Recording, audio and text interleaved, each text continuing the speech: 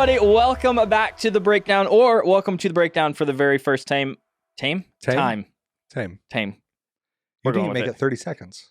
It's going to be a rough breakdown. If we haven't met, my name is John Humiston. The guy, if you are watching, sitting across from me is Nick Pierce. He is the guy with all of the responses, also known as lead pastor. Whatever.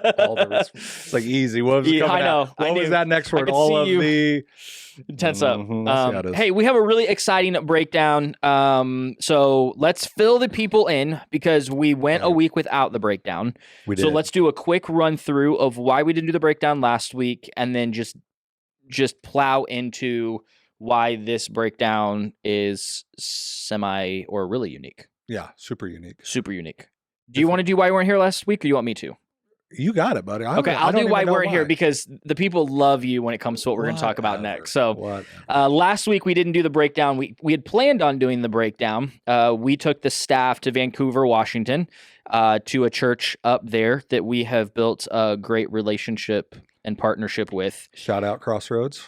Crossroads Community Church. If you came to Cal Connect, Pastor Gabe and Pastor Cal Mikey. Conference. Cal Connect. Cal Connect is our digital connect, email newsletter. We would love for you to sign up for that. You can sign up for it on the website. You can. But that's what Cal Connect is. He's referring to Cal Conference. Thank you.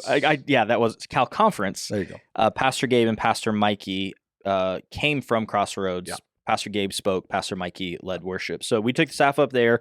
We're gone on Sunday, which let's just say kudos to our team and our people. In the history of Calvary. Yep. Far as anybody can tell us. We can't, yeah. You know, and we've went back and we've searched the old records, the ancient We have some connections of Calvary. There's never been a volunteer only Sunday that's ran. There's always been at least one staff member. And so that was... We took everybody. And said, hope it works. Good luck. So it was great. I think we had 2 phone calls, and they were minor things at that. Like nothing crazy. Yeah. Like great morning. Sure. So we had planned on doing the podcast while we were in Vancouver and doing like a special episode. Yeah. Schedule-wise, some things didn't work out, and so we just punted the podcast. Yeah. So that's why I didn't do the podcast last week. Did you hear from anybody about it? I heard from nobody. Nobody. Producer, Dayton, did you hear from anybody? Nothing. No. Put it down in the record books. This is the first time we didn't get an angry something. Maybe that's why they knew. They knew, like, I guess that's true. Most of they just, the people that usually say stuff are people we see on Sunday. Yeah. Interesting. So, there you go. Okay. Well, that's why we didn't do it last week. But this week, let's talk about this week. Because normally on the breakdown, we break down the message from Sunday. We have been. What happened Sunday? Nothing. It was another normal Sunday. So, because we have been going through Genesis. Yep. Pastor Cliff went off 2 weeks ago when we were in Vancouver. Yep. And have only heard great things. Yeah. But like, how can you not love? Yeah, exactly. Listen to a dude with a beard that beautifully kept and the video. I just loved that intro. Like, oh, the bearded legend. That was fun to watch. That's very true. So we've been walking through and breaking down Genesis. As we've walked through Genesis, but Sunday we didn't talk about Genesis. We didn't talk about Genesis. Why did we not talk talk about another Genesis, another beginning? We did. Why is that, lead pastor? Nick I Pierce? just didn't have anything planned, so I just shot from the hip. Sorry, no, that's not the. This is why stuff doesn't communicate. People who don't know Nick and his personality, they don't know. That's not true. I usually lead with sarcasm. Yeah. There it is. Just know 90% of what comes out of Nick's mouth, if it feels like weird, it's sarcastic. I love on a Sunday when I'll say a joke and then I have to say that was a joke. And moving on, that was a joke. And moving it, there it is. Because some people I think you see is like, was he being serious? They're like, that one's a joke right there. It's okay. In case you don't know, I was kidding. It's all good. So so Sunday was special. It was unique because back clear in January, Vision Sunday, we kind of had that soft launch and I think that'd be a very generous term, or the meeting before the meeting, you know, the conversation. Just so like nobody's caught off guard, like, hey, letting you know this is going to happen this year. Yeah. But behind the scenes, before like that January meeting, probably for, I would say, a solid 2 years, even within my first year, just I watch patterns, I look at things, and obviously the role I got to be looking out ahead and saying, all right, I liken it to playing chess. You know, like checkers, you can be 2 or 3 moves ahead, and that's about it. Yeah. Where chess, you have to be 20 moves ahead.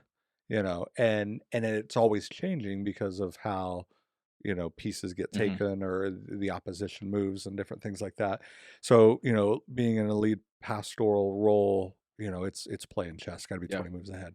So for well of 2 years, at the staff has been having some conversations as well, but even at the board level, having some pretty in-depth conversations about things that we're seeing, God doing a work and a move, and knowing that, you know, as the body grows, what doesn't grow with it very easily is, you know, the facility.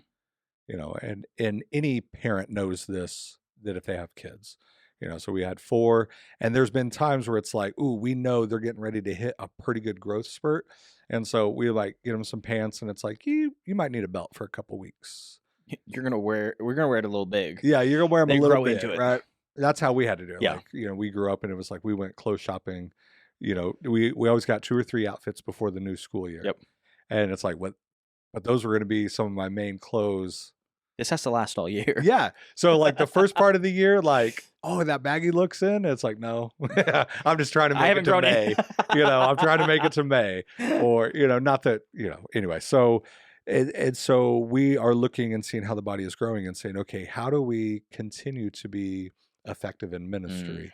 Because as the body grows and the facility obviously doesn't, you know, the square footage doesn't grow just because, you know, 20, 30, 40 more people start. Like, we're still in so it's like the body's growing, but the clothes aren't. You know, the foot is growing, but the shoe is staying the same. Just cut the toe off the shoe. Yeah, exactly. Then you have to like, okay, now we're starting to have some pressure points. Yeah.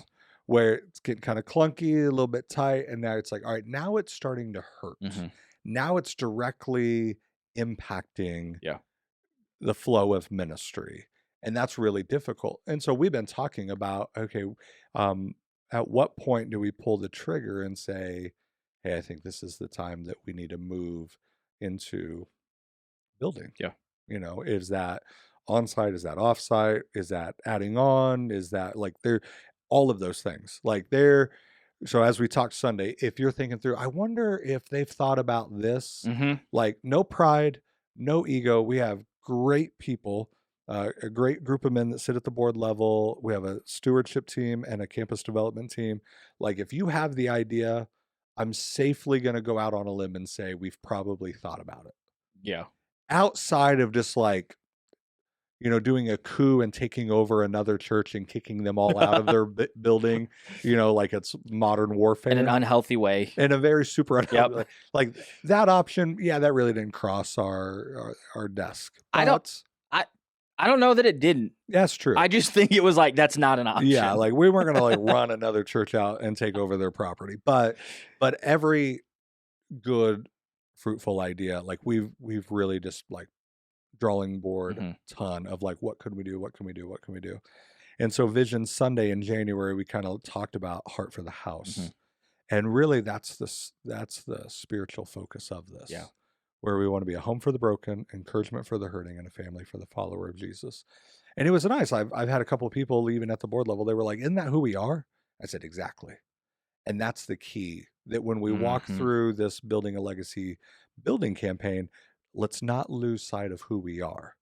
You know, and I've even had to challenge the staff a little bit. Like, we've had this conversation like, hey, we know if we want to build a building, should we shore up some ministry spending? And it's like, we can't hamstring the ministry that has caused us to be in the very issue that we're in for a building. You know, always a like, fun conversation. Always a fun conversation. Always a fun conversation. So it's like, no, keep doing the ministry that has put us in this predicament. Like, we got to keep moving forward. Like, we cannot cease to be who we're called to be just because the shoe is getting really, really, really tight. And so the board level, we've been talking about for a couple of years. And to be honest, like, that's hard at the leadership level. And that's something even for me that I'm still trying to process through internally, like, where it's almost like, you could probably even speak into this a little bit, like at the staff level, there's almost a little fatigue talking about the building.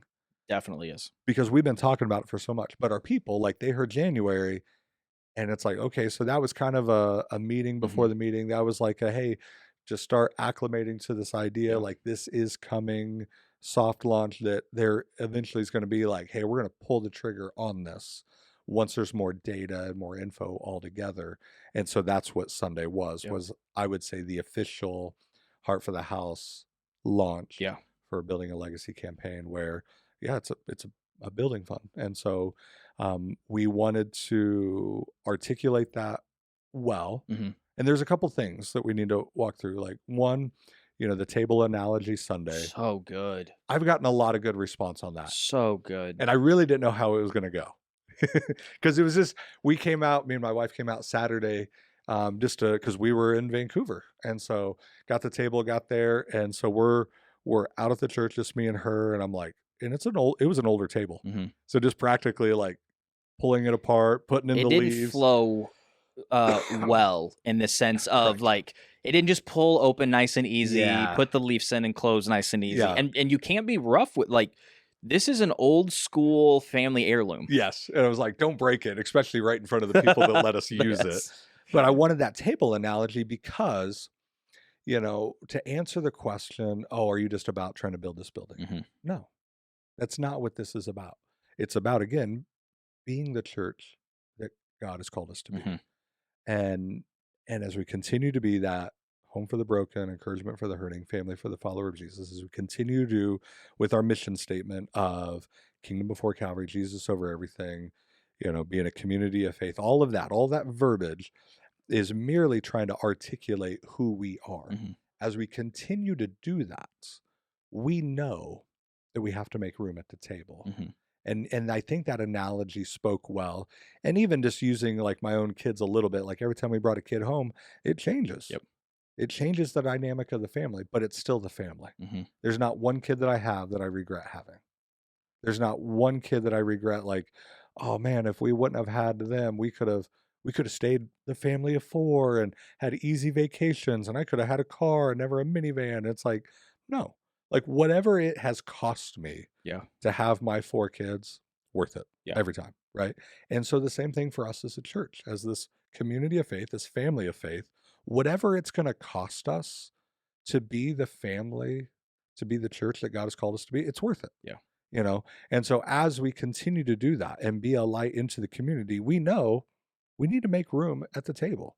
And we have to weigh, like, we're kind of in the middle of the tension of, we're at 3 services, one's super packed, the other are growing, and saying, how do we effectively and fruitfully do ministry on a Sunday?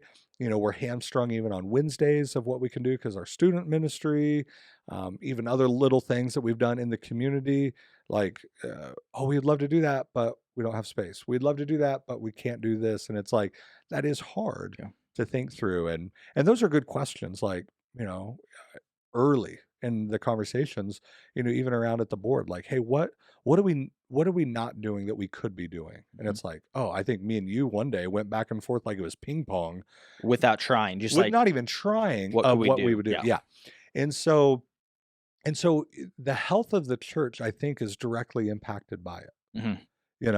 And trying to do everything that we can to keep and maintain spiritual health in the midst of some of the pressure points that we have. And some people are like, well, how does the health of the church be affected just because, our backs are up against the wall in service? Well, here's one example, right? So we have a prayer team and it's a great group of people. Like, it's probably one of our most stacked teams that volunteer. And at the end of every service, we always want a prayer team available.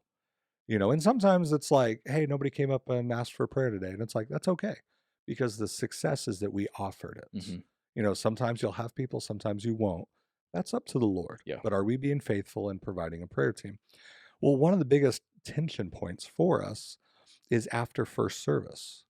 So we have the prayer team, but that's also the time that the worship team needs to do a quick sound check before second and third service, because they're going to lead worship for probably another 200, sometimes even 300 people, And so it's like, well, how can you do prayer in the back corner when only about 30 feet away, there's the worship team on the stage practicing. And it's like both ministries need that. There's a tension point in there, but that's a tension point. And it's like we want to provide prayer. And I wonder if some people don't want to ask for prayer because it's like we just need to get out because we know the other services coming in. There's not that time to really linger in the presence and wherever the work that God is doing on a Sunday morning to really allow that to be fleshed out a little bit more, you know, in the foyer. Which I don't even like that term because we're not French. In the lobby, it still doesn't even sound cool, but whatever you want to call it, you know, it's hard. You get 5 people together talking because we want to build relationships, so we want to have community, but you take up half the foyer. Literally, it's a maze. Yeah, trying to get and so trying to come in and out, you're rubbing, bumping into people, rubbing shoulders, and it's just like, oh, not that it's a bad thing, but it really doesn't. It's not an environment that fosters community. Because a lot of times I feel like there's like internally, here's a transparent moment. Like I feel like we're trying to herd people in and out of service. And it's like, no, I want people to, to be able to linger and talk and, like, I never met that person or, oh, hey, look, there's Bob, he's my neighbor or something, something. But when it feels like there's not an opportunity for that, there's not a space that facilitates that, that's where the health can come down where it's like, yeah, we're just in and out for service and that's it. And it's like, that's a struggle for me. So it's definitely in the tension of the health of the church and then the other part of it at 3 services. And to be honest, like we have been talking like, if this continues, like, do we need to go to a 4th and what does that look like? And how do we effectively do that without burning out staff and volunteers? And like, there's just a lot in that. Even at the 3 services, I've been walking through, let it be like Walmart or Hy-Vee, right? And I'll run into somebody that calls Calvary home. And it's like, oh, hey, how are you? And then I'll see somebody else and they'll come up and they'll be like, oh, hey. And then it hit me one time, this happened. I was like, oh, they don't know each other, but they've been going to church for a year. And they're like, oh yeah, we go to Calvary. Well, I do too. How do I never see you? Because we have 3 services. Like the family's divided. And there's not wrong. Like when our kids get older, we know there's going to be times that like, oh, Dayton and his family's going to come over for dinner and just them, or, Emmy and her family are going to come over for dinner. And there's nothing wrong with that. But there is something special when they all will come together and it's different like that. And so our heart really is to have less services and more keeping the family together because there's health in that, we believe. So we launched officially the Heart for the House campaign on Sunday and started talking and really tried to set this spiritual tone for it all, that it's not about a build it and they will come. No. Like God's already doing a work. Yeah, they're already here. God's doing a work, but also where are we planning in a way for the work that he's going to do, not just the work that he is doing. And if the Lord does tarry, because a lot of us watch the news and we think any day now, and it could be, but let's say it's not. Are we handing off a solid Calvary for the next generation to be the light of Christ? And can we solve some of these issues now so that the next generation or the next season of ministry don't have those? And so yeah, that was the big conversation. So we walked through the tangibles of what new facility would look like. We walked through at least right now. And again, no matter how many times we say it, we know it'll always be kind of a difficult thing. The best numbers that we have at this point. So a thing that I've always held to in ministry is embrace the ish. And I learned it on a mission trip. You're like, oh, the bus is going to be here at 7. We all need to be up and ready. And it's 7:15 and the bus isn't there. And you got your type A personalities. You said 7. It's like, embrace the ish.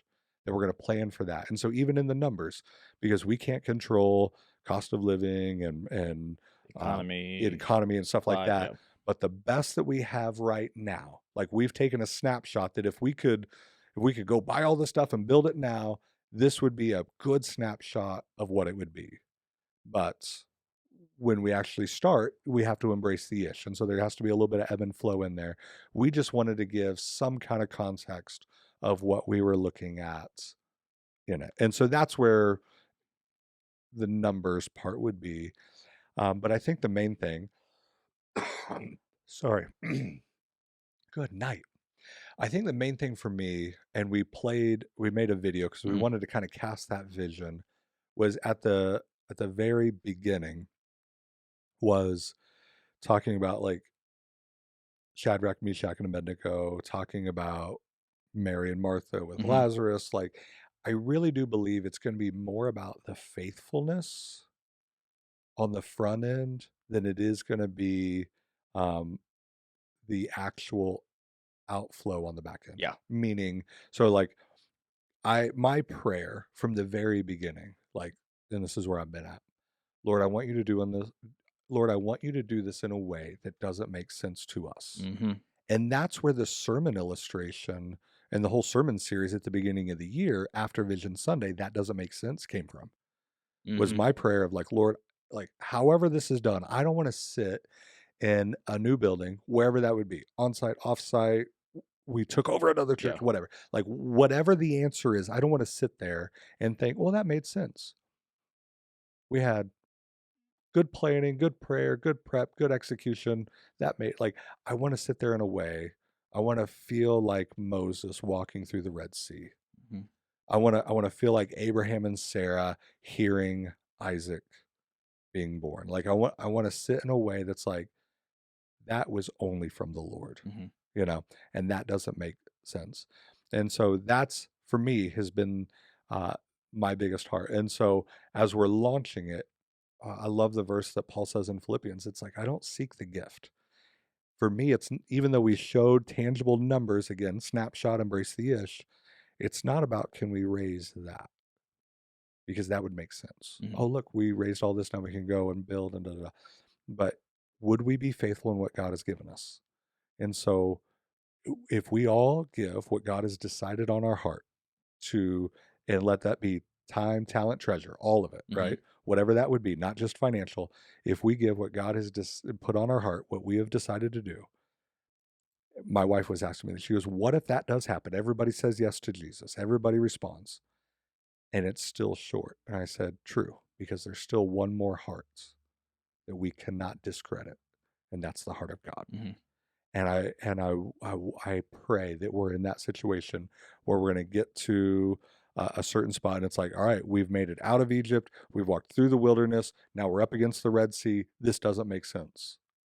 And it's like, because I still want that component that says it's going to require a step of faith, and it's not going to make sense to us and our finite human reasoning, where it's going to take God stepping in an awesome, mighty way. Because if it makes sense to us, it'll be easy to pull the glory to ourselves. But if it does it in a way that doesn't make sense, all glory goes to God, and there's no way we could take credit for what He's done. You know, and so that's where I'm at. So like, if somebody's like, I can only give $5 a month, I am so humbled that you would give $5 above and beyond what the Lord, you know, to the Heart for the House. Like, that's the faithfulness, where it's the poor widow dropping 2 mites into the offering. It's the little boy's lunch of, you know, 5 loaves and 2 fish. It's like, it's not about what we give. It's the heart that we give from, and it's who we are giving to. And when the heart that we give from is focused on Christ, and we are giving unto what He is doing, that's when He likes to work and move. And that's my prayer for it all. So if you're wondering, like, you know, because again, a lot of us get pretty tangible, like, all right, how much do we have saved up? How much do we have left? Or what would be loan rates and different, like, and I get that. We have a stewardship team that is being very financially responsible, and all of that. I still want to see the heart of God just like move in a big way. So, and that's the hard, like, that's the hard part, where, like, for us as staff there, we've talked so long, we've fleshed out all the things, you know, but then there is that point where we've had behind closed doors some of those conversations where it's like, this just is a huge struggle. But then there's that little confirmation in the small way. It's like, okay, this is a reminder that we are headed in the direction where we are faithfully responding. For me personally, I want the whole, like, I want the whole path illuminated, the bow on the bottom. Like, I want it laid out where it's like, oh, cool. This makes sense. Rock on. This is going to be great. So, 100%. I am dying over here. I'm so sorry. I keep trying not to cough in the mic. And for me, like, I would rather see, because some might have this, and I've had the thought, like, you drive past the billboard of the lottery, and it's like, $1.3 billion, and it's like, what we per se need for a building, that would be a drop in the bucket compared to that. Like, Lord, why don't you just have me win that? Because then it would only be one person. And when we look all through Scripture, like, we always see God working through people. There's yes, we see God working through individuals, but you always see God working through people as well. And I think the same thing for us. I'd rather see every family involved in some form or fashion, and even come up short, because again, I don't want to discredit a move of God in it, than it is for 3 people to roll up and say, hey, we're going to bankroll this whole thing. Because we'll say, oh man, thanks so much to person A, B, and C. Yeah. Instead of it being like, oh, thanks so much to the community that rallied behind. Because the $500 $1 gifts made a difference. Instead of I'll do $1 million, you do $1 million, we'll do $1 million, we'll bankroll it. Yeah. Because again, I don't want to remove the faithfulness of the body of Christ. To say, you know what, we're going to step out in faith, even when it hurts. Because like, I think Paul was talking to the church in Philippi, who is probably one of the poorest, but they gave the most. Why? Because they believed in the ministry of Paul. And their giving, just as Jesus said with the poor widow, her giving out of sacrifice, again, that's the heart compared to a giving out of abundance. And so, and not that somebody can't give out of abundance and have the right heart from the Lord. Like, I'm not saying that, but just, we won't say no to your money. Let's just I want to see the body of Christ faithfully respond. Same way, like, it's no different than life groups. It's no different than serving. I want to see everybody in a life group. I want to see everybody serving inside and outside of the walls. I want everybody to be in the Word daily. I want everybody praying. Like, we held go back to the Cal conference with Pastor Gabe, Pastor Mikey. I wanted the whole church there. That's the same way. Why would my heart as the lead pastor change just because now we're talking about financial things? It's a spiritual discipline. This is a spiritual faith step for all of us to take. And I wouldn't look at just my, the top 50 people and be like, you guys be in life group, but nobody else needs to be in life group. No, we all need that. We all need to be a part of this and what God is doing. So that's where I'm at. Okay, so for the type A personalities, let's talk some tangibles, just for those that are like rolling over. Here we go. Hurting. I don't remember. I was trying to pull up I know we were talking in size of triples, approximately. Yeah, there you go. So current building, this, I think off the top of your head. Sadly. Our current building square footage. So if you count just the downstairs, it's 7,500 square foot. Okay. And so the new sanctuary. And the new sanctuary is like 21.5? No, 17. Like I said, 17. Yeah, the new sanctuary lobby. So actually take it back, because our downstairs includes our Cal Kids. So right now, whole downstairs. Yeah, the whole downstairs is 7,500. So just our sanctuary and lobby is 5,280 feet. Square foot. That's a mile. 5,280 feet. That's a mile. So we have 5,280 square feet within our sanctuary and our lobby. The new building, which will be the downstairs of it, the sanctuary and lobby, is 17,000. So tripling numbers there. So you look at Cal Kids. Right now in our Cal Kids area, we have 4 small little classrooms with a small hallway and 2 little bathrooms. That's 2,200 square foot. They, once the new building would be built, we would renovate the current facility downstairs to be all Cal Kids. So bathrooms, closets, all in 7,500. So a little more than tripling. Right. Students have no space whatsoever. They have nowhere to go on Sundays. Right. That's why they hang out in the lobby or outside, or they just don't come. Right. Let's be honest. On Wednesday, we can't do any other ministry events because the students, they show up. They take over the whole facility. So some people are like, oh, you should do a Wednesday night Bible study. I'm not going to kick students out of their space. We could do it in the parking lot. Good. So students would go from having no space they would most likely have a 3,000 square foot youth room. So I just had this thought where you're talking. Yep. Because what you did on Sunday, I thought was super helpful related to the $4.8-ish million that we were asking for. You broke that down in homes. Yeah. So the average cost of a home here in Osage Beach is 600,000. 615. So we said little over 7 houses, right? You said from stage. I said 8. Okay, a little over 7. So if 8 you do houses the math from that, is what we're asking to build. Yeah. So and my wife came up with that. That hit her because she was the one that kind of she was one that even at home she's struggling. She's like, man, Nick, that's a lot of money. I said it is. Like don't not think that. Yep. Like it is a lot of money. But when we think about that amount of money and what the fruitful, effective ministry can be from that, like it makes sense. Yeah. But so she's struggling through that. I always tell the story. We were driving through Springfield, and we drive past this like big white church, like huge paved parking lot. And in my heart, I'm just like, don't covet.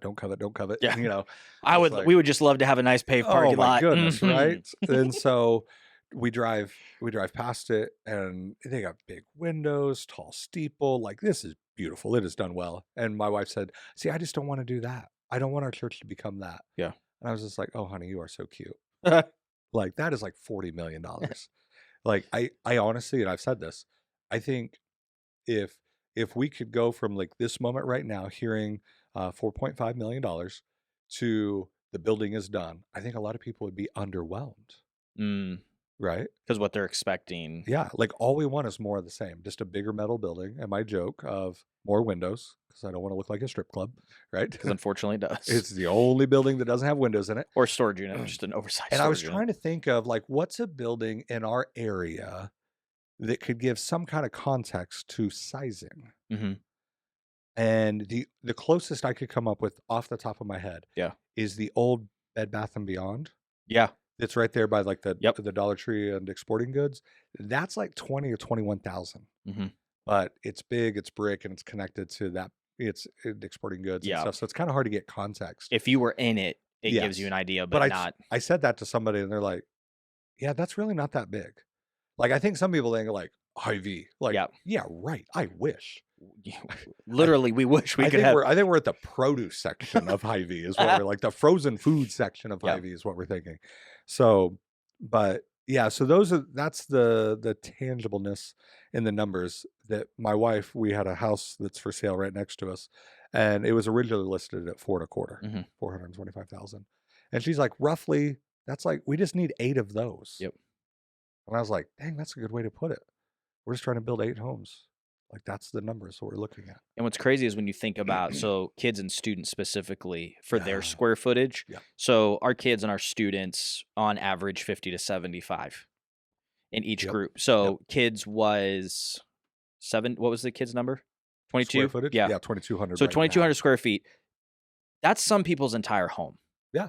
So imagine craming 50 to 75 kids. Yeah. Like, honestly, like if you have a 2,000 square foot house, past my house, there's no way. What's your, like, do you know the square footage of your house? You're asking questions. I have no idea. Do you know? You live with me. What are you talking about? You don't know. I honestly don't know. Okay. Whatever the square footage of your house is. Our old house was, I think 1,600. So our house is 1,120 finished upstairs. Yeah. But then we have an empty basement. Yeah. So that literally is our entire house. But imagine in 3 waves on a day, one after another. No chance. Yeah. 75 kids are going to come through here in 3 waves. I'm shaking thinking about putting that many kids and all the dangers and things. I'd put raccoon traps out. Can I say that? I'm sorry. At least catch the little ones. You can. You probably shouldn't. Yeah. Like, you know how much duct tape that would take for me to, like... He just caught it. There we go. Silence is golden, but duct tape is silver. We are just joking. But that's a good way to put it. I didn't even think about that. Well, because we're talking heart for the house. And I even told you this the other day, like, okay, I love the housing model because heart for the house. Yeah. The building campaign still moving back to the houses. Yeah. And then thinking through tangible, like, okay, the building as a whole, absolutely. But think about the size of your house related to 75 kids and 70. 3 waves coming through. Oh, If and you we're have, talking babies all the way up to like 5th graders. yeah. And if you have, That's good. if you have kids, like, I love my girls. As a Wait for it. dad, Look, he front loaded it. I love my girls. I love my girls. I'm telling you but- right now, if there were 75 of those little snot-nosed girls walking around, or even 50, I would Oh, have a full-blown panic attack. I'm dying right now. That is hilarious. But that's That's a good way to put it. it really is. It's And trying see, to for break it me, down. Yeah, at my old church, the kids pastor was like, dude, I walk up in the youth room and there's all those teenagers. Like, I get in a cold sweat. And I said, I feel the same way when I go downstairs to the kids. But, so now take the same thing, with about 5,000 square foot, which isn't massive. You're talking like what? Maybe a half of a basketball court? Mhm. Imagine, even let's give you a full basketball court. All right, 50 to 60, sometimes even 70 teenagers are going to roll in. Yep. And you got a small basketball court. Like what? Yep. Like look, You have to set chairs up in that. You have to have a state. Like, you have all those everything, things. all in. And so, like, as I've been processing and thinking through, this is some of what I'm wondering. So this would be me, like, speaking on behalf of our church. Yeah. So first service has been growing Oh man. and is starting to feel full compared to when we started was like 50. Second service has always been the pressure point. Yep. It's been slammed. Third service has always been the lowest. So if you showed up to a third service on Sunday, and I even joked with you, I said, this is going to be the hardest service to do this conversation in. Oh yeah. Because it felt empty. Yeah. For the person that's sitting in service, having that thought, what's the conversation that's good. that you have with them? Because they may not be aware of the good. other two services. So here we go. So understand that one, it's the third service. It's almost lunchtime when we start that service. It's the third service. So that's a key. Yep. That's something that we had to launch because we always want to make space for people. That's never changed. Yep. So even though I did the table analogy, that's always been our heart. We have to make room for people. And the easiest way for us to do that was to launch a third service. Mm-hmm. The easiest way for us to continue to do that is to launch a service. Mm-hmm. The hard part is we do have to think about the health of staff and volunteers, like some worship team members are volunteering. They're here all day. Mm-hmm. So like kudos to them. That is amazing. Right. But that's more Cal Kids. That's more everything. Yep. Everything just, it doesn't even double it. It just multiplies huge. Right. So we always want to make space. And so going to that third service, and even though it's not full, and it's like, oh, we got room. Exactly. We have room in our third service. Like we could go down to 2 and they both would be packed as the 945 with people upstairs, and there's no parking. But it's not just the sanctuary space either. It's parking, it's foyer, it's Cal Kids, it's all of that together.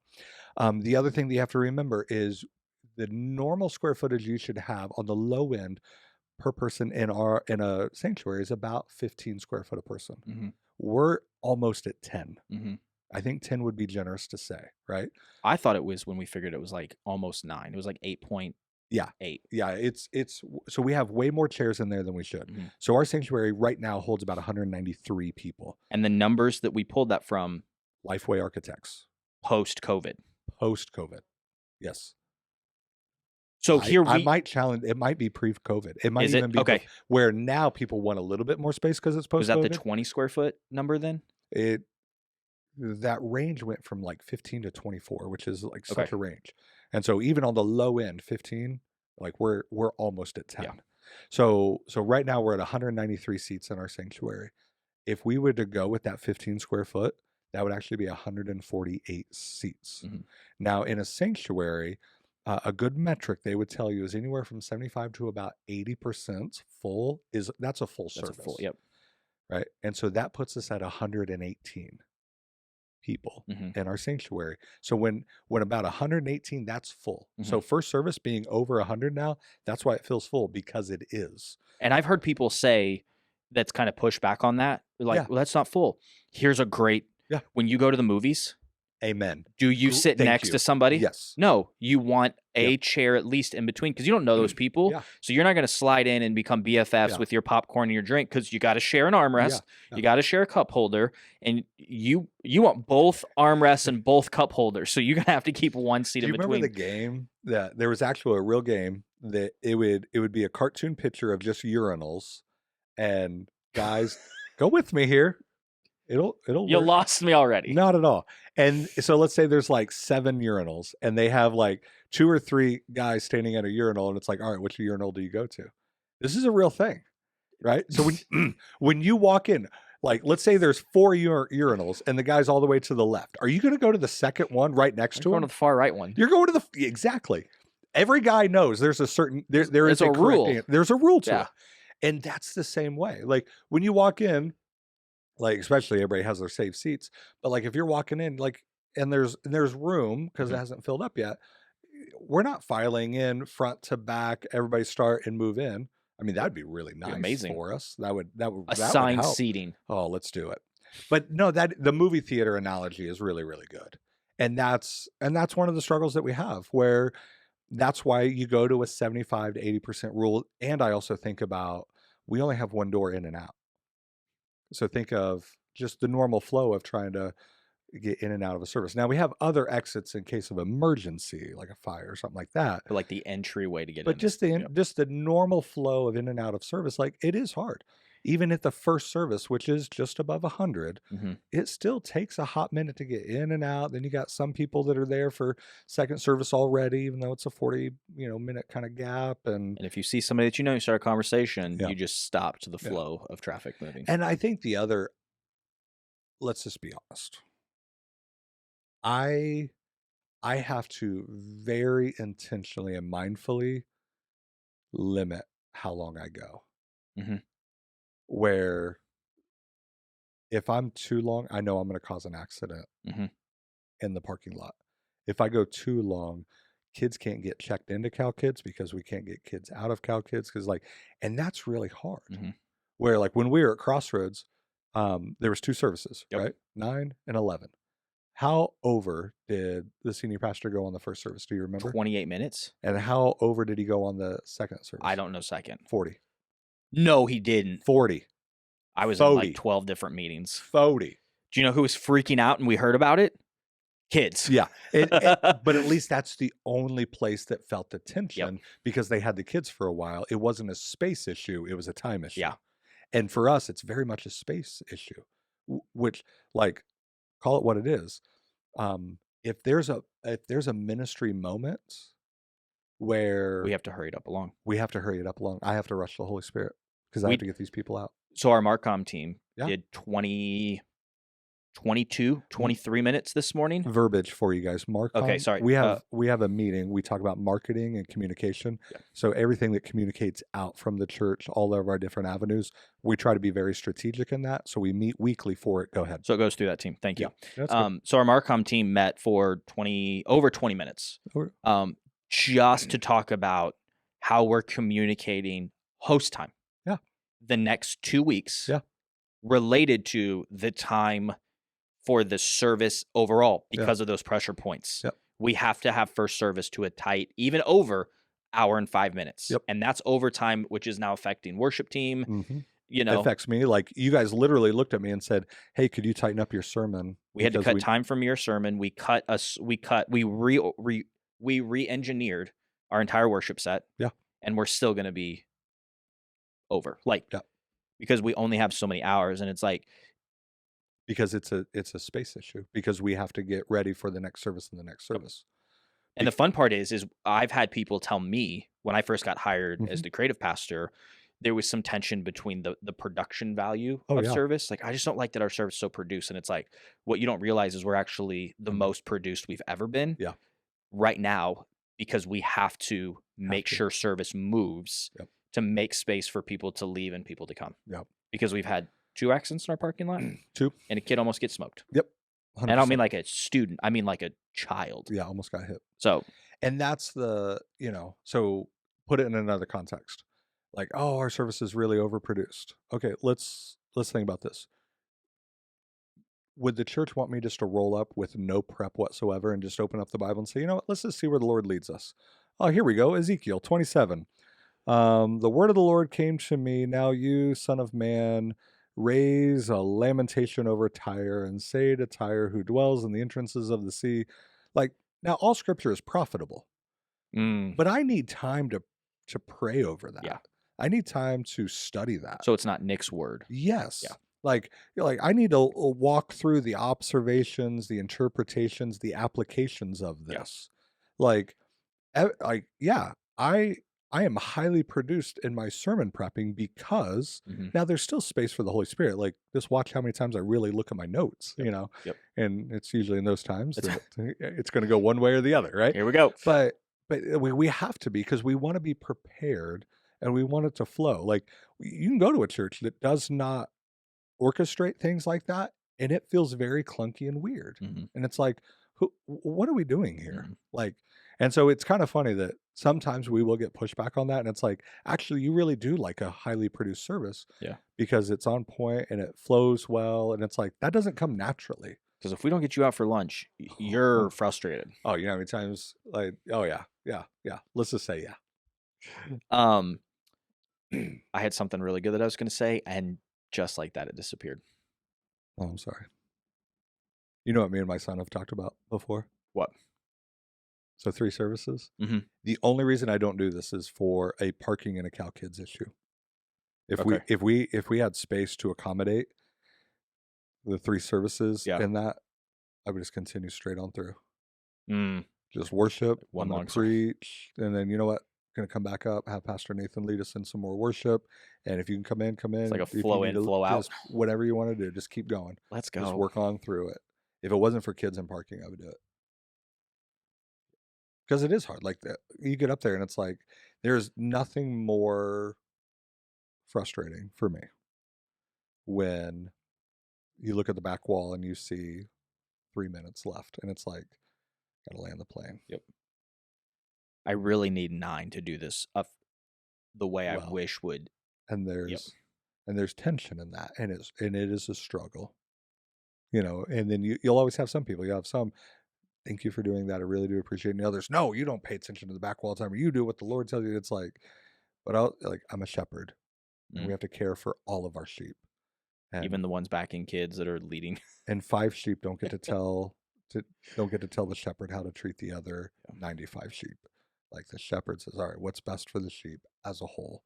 But there's tension in that, right? It just is. So let's talk about the fun things that are happening. Yeah.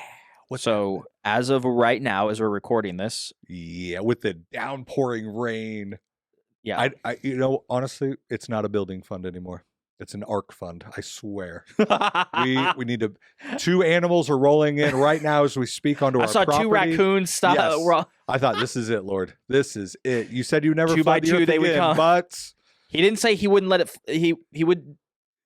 He'd let the waters rise a little bit. He didn't say that. Flood the whole earth. They're like, I'm gonna remind you. Like, I don't know. It is downpouring, but yeah, in the rain, what's happening? They are out doing the dirt work and push. Like, it's actually really cool to see. We took off out yesterday and traipsed off through the forest that is the property that we own. A lot of people don't know that the church owns about 10 acres. So all the wooded area out there behind the church, like when you what was the wooded area? Yeah, that's all getting massively cleared out. What they have cleared, where we were standing looking at what they have cleared. Oh yeah.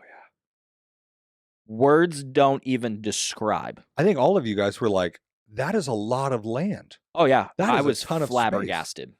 Yeah, when it's covered in trees and you can only see about 20 feet in before you just see another tree. And not to sound arrogant. Say it, baby. I know a little bit about building an acreage. So like when you say an acre, it's like I have a general idea of football field is what I always think. Yeah. Yeah. So when you say 10 of those, you're like, okay, 10 acres. Yeah. That's not 50.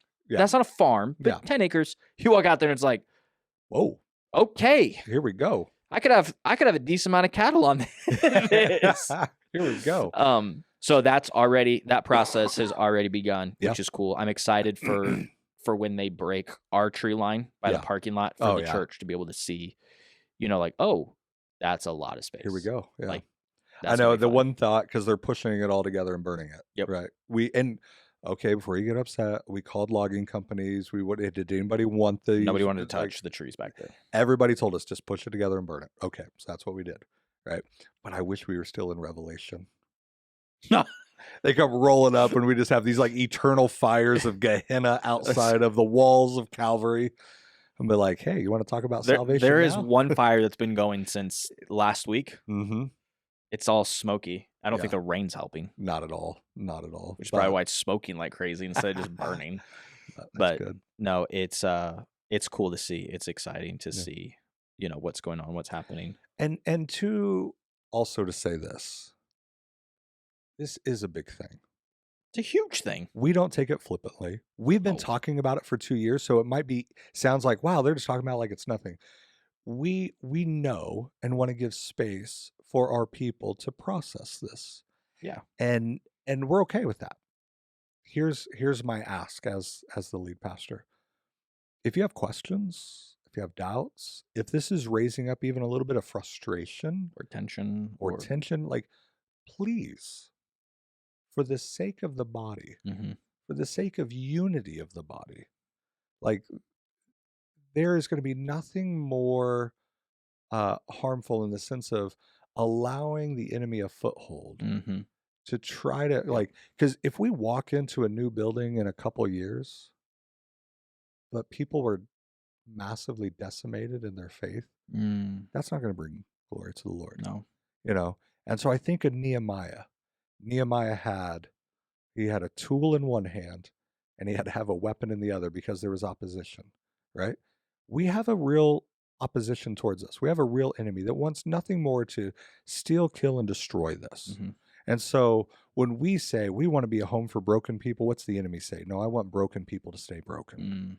When we say we want to be an encouragement to hurting people, what does he want? He wants hurting people to continue to hurt and to hurt themselves and to hurt those around them.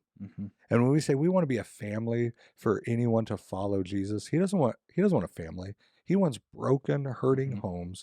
He wants orphans, widows. He wants, destroyed families. Yeah.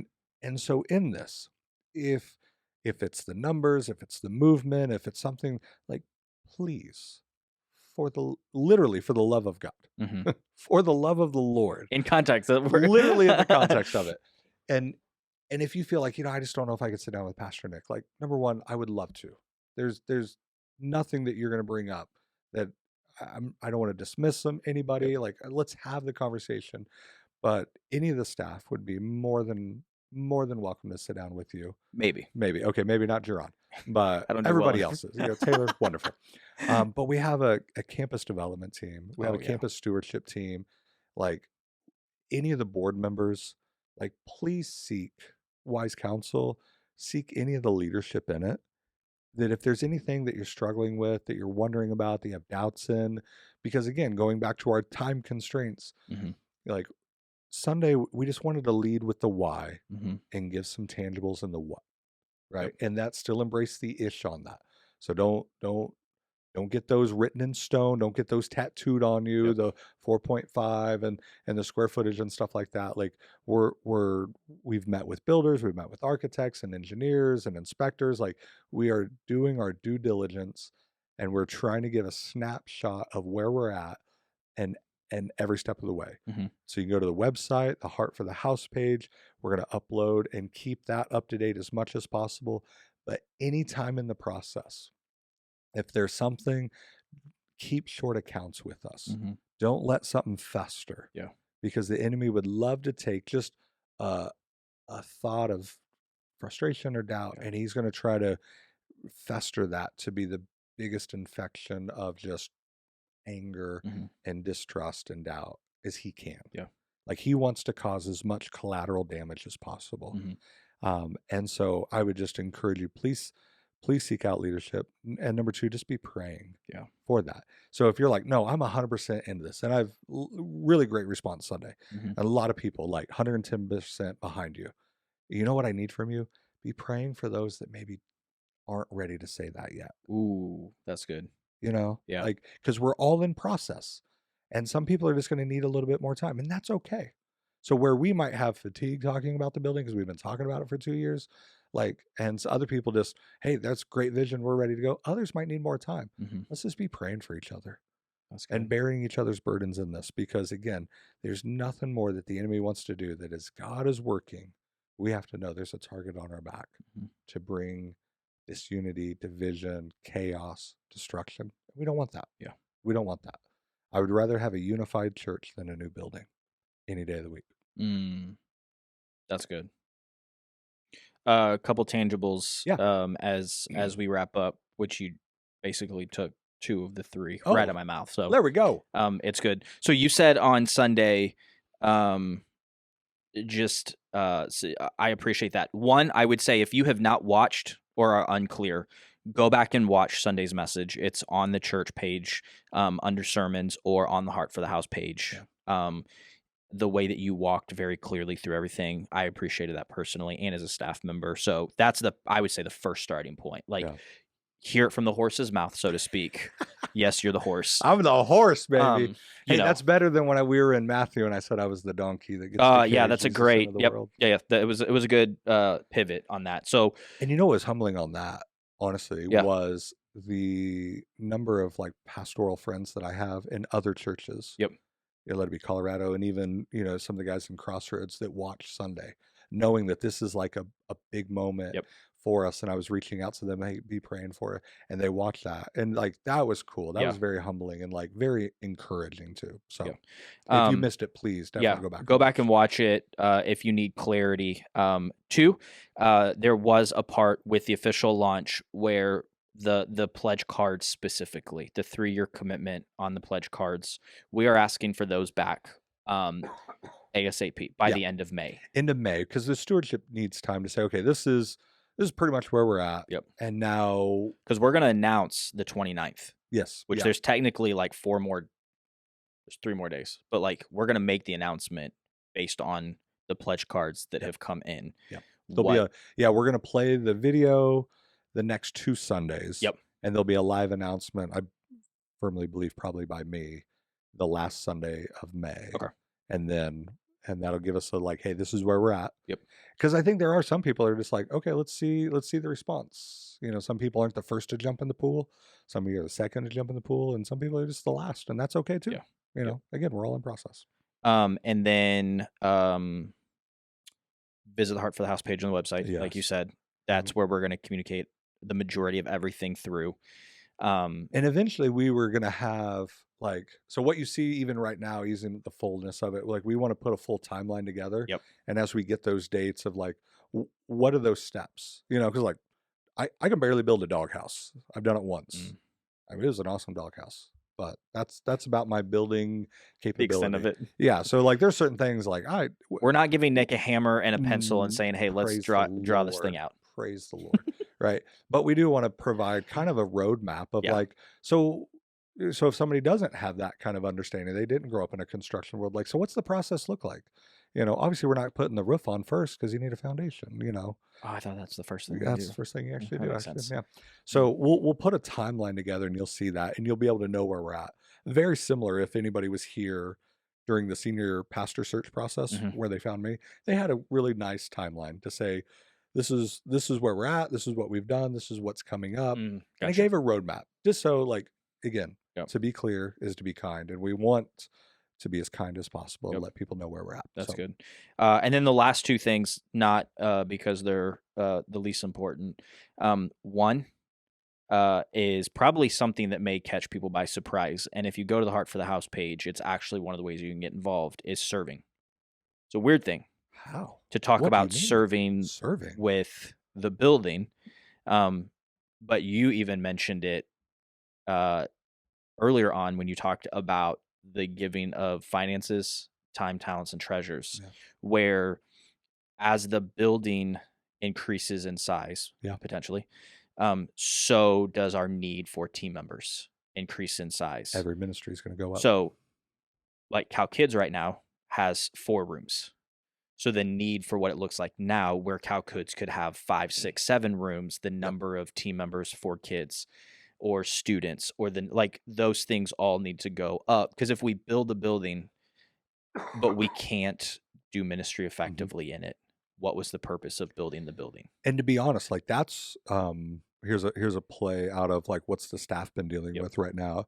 That's where we're at. We are putting and we have, and we're like this is the live action where we're at behind the scenes, putting systems and structures together so that it's scalable. Because so think of a prayer team after service. You know, after first service, about 100 people. How many people are needed to provide a good prayer team for 100 people after a service? Compared to what if now services can get up to 200-300 people? How many people need to be there available? So yeah, like scalability, system structures, because we want to continue. We don't want to lose our mojo, as one person told me. Like, I love Calvary. I don't want to lose. I'm with you.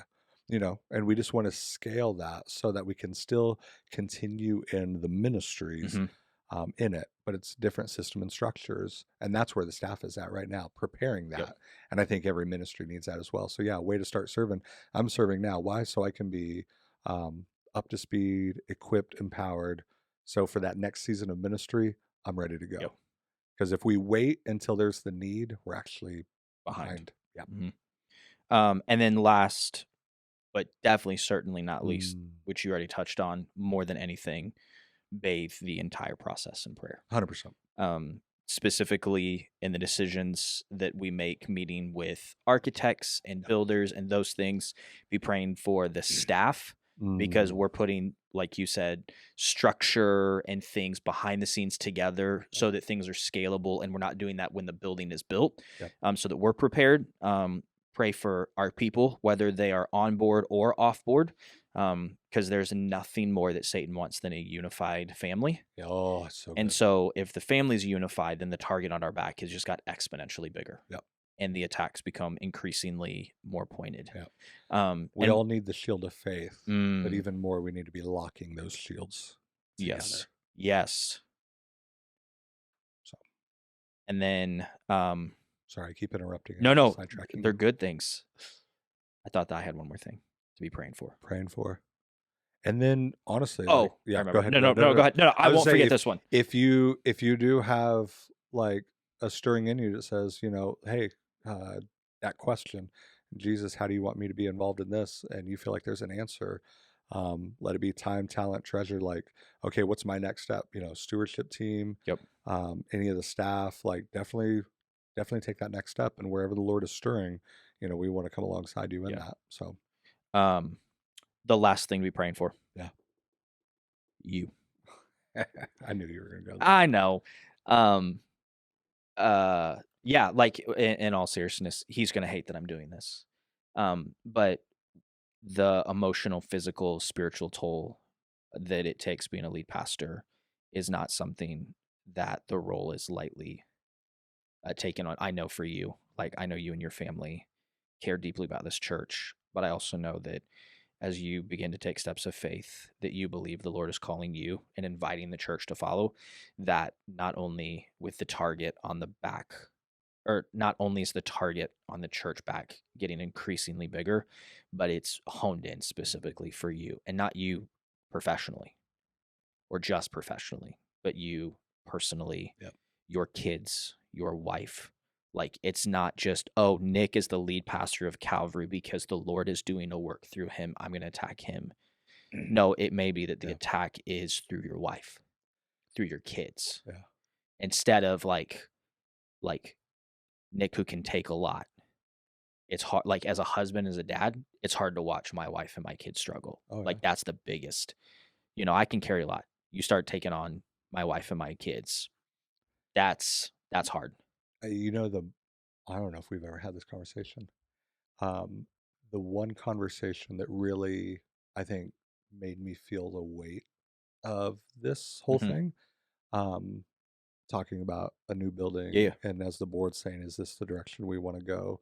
One of the conversations we had to have, do we think Nick will torpedo his life in the next few years? Because if we believe that, then we don't need to step forward, because if we're in the middle of something like this, and Nick shatters his life, the detriment that would be unto the body would probably, like, because again, always think worst case scenarios. Can we handle something like that? That was super humbling. Of thinking like, wow, specifically unto me personally and within my role, if I torpedo my life, if I shatter my life, if I do something, like even more of a call for me to live above reproach, not above correction, not above training and righteousness and all of that, but to live above reproach. Like that was, I remember walking away from that board meeting thinking, Lord, if ever you'd put your hand upon me to protect me from my own stupidity, I need it now more than ever, because one, he is absolutely worth it. The gospel is absolutely worth it. My family is worth it.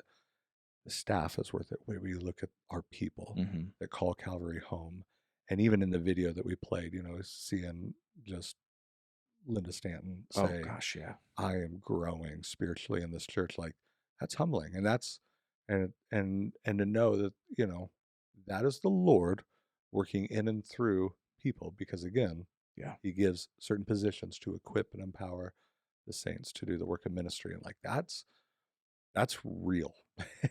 My pastor used to say, nobody knows what it's like to be in the role until they're in the seat. And I always thought that was a cop-out when I was a youth pastor. I hated when he said that. Nobody knows what it's like. And I thought, shut up. And then about 3 weeks now you're in the seat. You're like, dude, every time I call him, I tell him, I'm sorry that I thought that. And thank you for pouring into me that. Every time.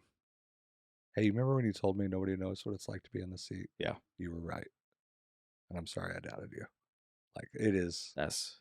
And so we actually had lunch not too long ago before the Vancouver trip. He was driving through town. So that's right. I remember you saying. So that was cool to be able to see him. That's cool. But no, I really do appreciate that. And if anybody, honestly, like outside of my family, that gets a front row seat to what I handle, like it really is you. And I know people come up, even board will ask you like, hey, how's Nick? So I've been paying Jaron $10 just to say, oh, he's great. Every time wonderful. I say he's great, I get $10. So if you see me roll up with a new car, that I've been lying through my teeth. Negative $40. That's exactly right. So it's I do appreciate that. Yeah, man, absolutely. But I think it's a great place to hang up the hat. There's nothing. I got nothing. I got zero. Emptied the clip. The clip is empty. Time to put it down. Thanks for listening. Thanks for letting us share our hearts as we embark on this Heart for the House adventure together as a family. I would just echo what Nick said. If you have anything you're struggling with, we as a team, as a staff, as a church, would love to sit down with you and walk through that with you. But we're going to turn the mics off. We're going to let the geniuses behind the camera do what the genius does and make us look and sound beautiful. Amen. So that you guys won't complain that there's not another breakdown. So thanks for listening. Thanks for watching, guys. We'll see you next week. Thank you.